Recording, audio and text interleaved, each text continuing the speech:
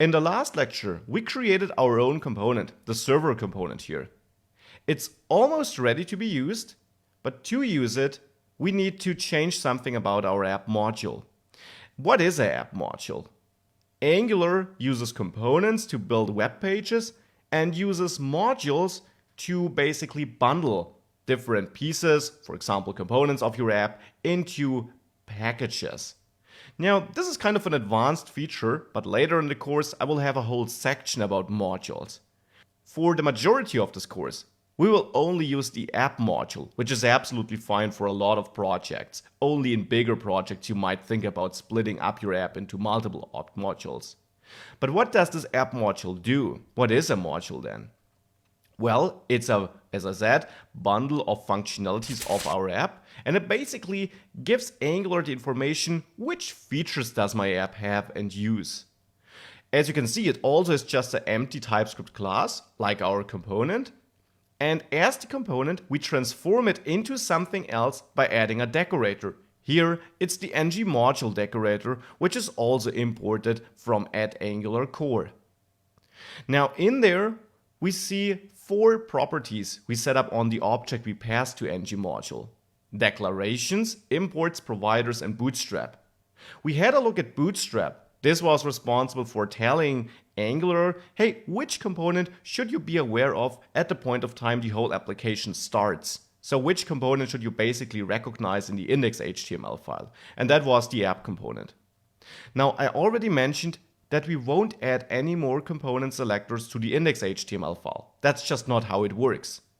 Therefore, we won't touch the bootstrap array. Still, we added a new component to Angular. And this new component now has to be registered here in the module so that Angular knows that this component exists because, and this is important, by default, Angular will not scan all your files here. So if you don't tell it that the server component exists, it doesn't know it. Just creating the file is not enough.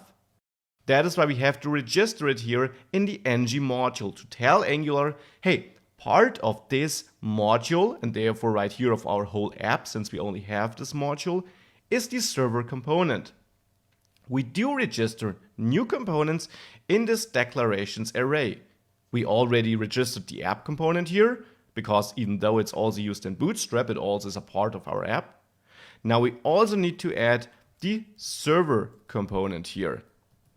Adding it like this is not enough though, because now Angular would kind of know that this is part of the app, but TypeScript wouldn't know where to find this type, where to find the server component. So when we try to bundle our code, we would get an error, which you can actually see if you save this, triggering the recompilation. You see that we get an error in the terminal down there that it can't find server component because, and this is not Angular, this is TypeScript, it doesn't know where this file is, where to find this class.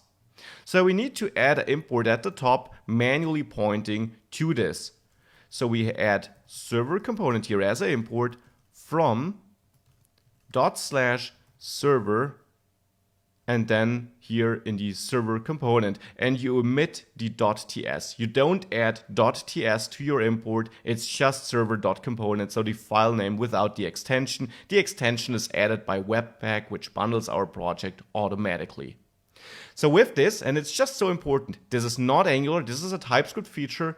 Now TypeScript knows where to find this, therefore everything can be bundled, so therefore now Angular, when it runs, knows that we have a server component and that it is part of our app. And with this, we can now finally use our component. We will do this in the next lecture, but maybe you're also wondering what imports and providers does here in the app module.